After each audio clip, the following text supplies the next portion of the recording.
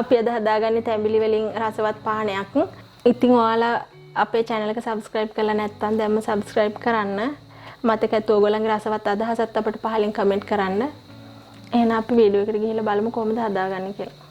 තැඹිලි ගෙඩි 3ක් අරන් තියෙනවා. මේ තැඹිලි ගෙඩි 3 ලොඳ.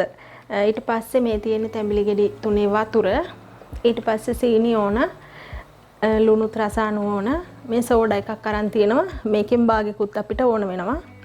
අපි ඉස්සෙල්ලම කුරුම්බා තැඹිලි වල ලොඳ ටික දාගමු.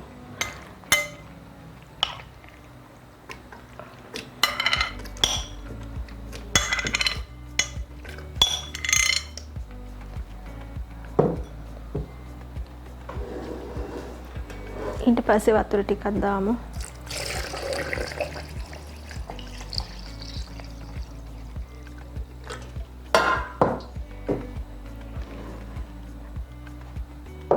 අපිට සීනි අපි දාමු සීනි හැඳි 4ක් විතර. ඔයාලා රස අනුව දාන්න කැමති නැත්නම් ඒත් කමක් නැහැ. ඊට පස්සේ ලුණු චුට්ටක් දාමු. ඊට පස්සේ සෝඩා එකෙන් භාගයකුත් දාන්න ඕනේ.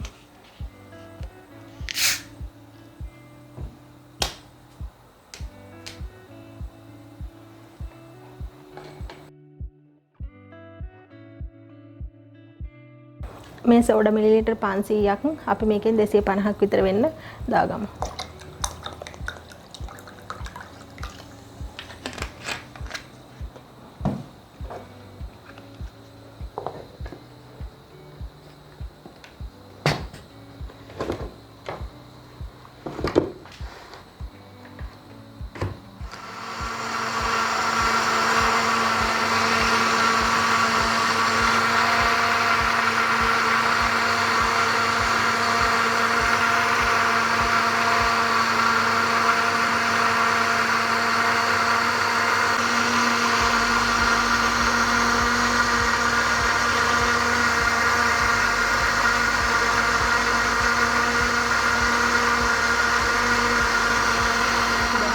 කරගෙන ඉවරයි.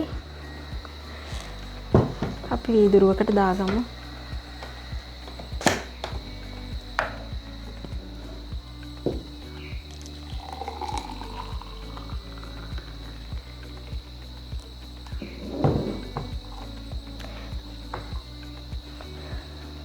හරි අපි දැන් තැඹිලි ජූස් එක හදාගෙන ඉවරයි.